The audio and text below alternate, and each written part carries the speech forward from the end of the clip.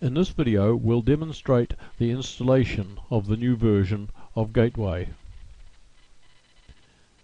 The setup wizard will appear, click Next, and you need to put it into your old Gateway directory. If you've already got a version of the program running, the previous version, then right click on the shortcut, go to Properties,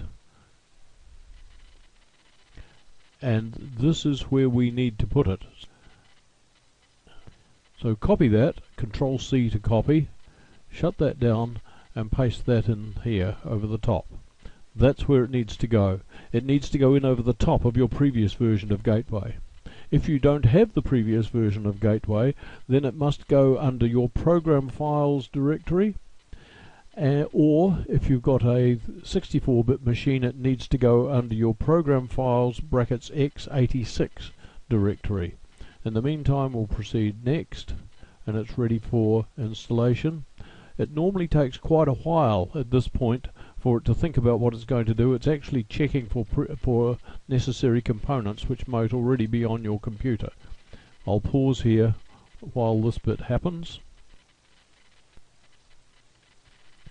Okay, it's underway.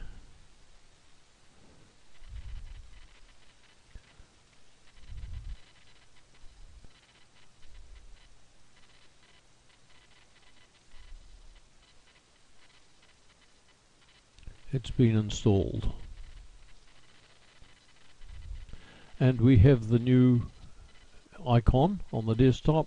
Double click that and the program will begin. There we are, and we can go in using your previous entry code and be into the program. That's all there is to the installation.